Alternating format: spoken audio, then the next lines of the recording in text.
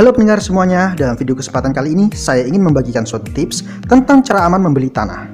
Fokus tips yang akan saya bagikan kali ini adalah untuk kalian semua yang hendak ingin membeli tanah. Jadi Anda berposisi sebagai pembeli tanah.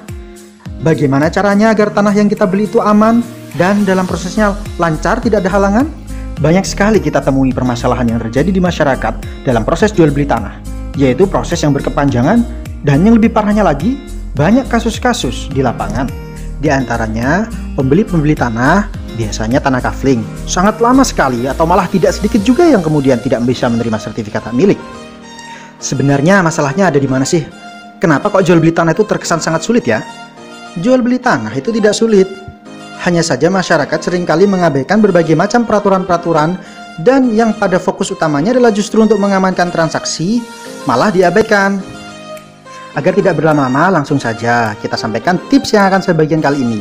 Pertama, tips yang saya bagikan adalah pastikan penjual dengan alas hak tanah yang dimiliki oleh penjual itu adalah orang yang namanya sama.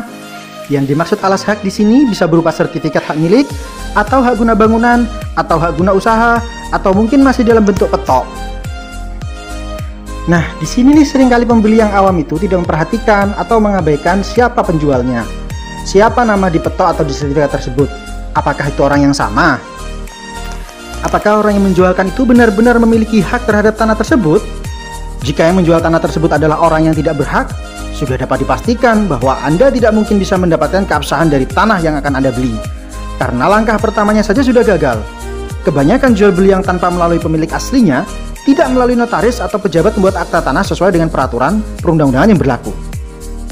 Tips yang kedua, yaitu Anda sebagai pembeli harus memastikan bahwa proses jual beli yang akan Anda lakukan itu harus melalui atau dilakukan di hadapan notaris atau pejabat pembuat akta tanah yang Anda percaya. Jadi sekali lagi, tanggung jawab dalam memilih notaris atau PPAT adalah harus dari orang kepercayaan pembeli atau Anda sendiri. Kenapa begitu? Karena dalam jual beli tanah, apabila pembeli sudah menyerahkan sejumlah uang kepada penjual, maka penjual hanya cukup menyerahkan sertifikat dan persyaratan-persyaratan yang diperlukan, serta menandatangani akte jual beli. Selepas dari itu adalah tanggung jawab dari notaris atau PPAT untuk mendaftarkan peralihan haknya kepada kantor Badan Pertanahan Nasional. Nah, dalam hal ini pembeli tidak boleh lepas tangan, harus terus-menerus mengingatkan kepada notaris atau PPAT agar mengecek perkembangan dari pendaftaran tanah tersebut. Demikian tadi, itu adalah dua tips utama yang saya kira sebenarnya sudah cukup untuk mewakili dalam bentuk pengamanan pembelian tanah kita.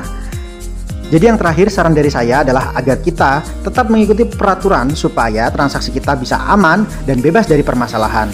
Sekian tips dari saya. Wassalamualaikum warahmatullahi wabarakatuh.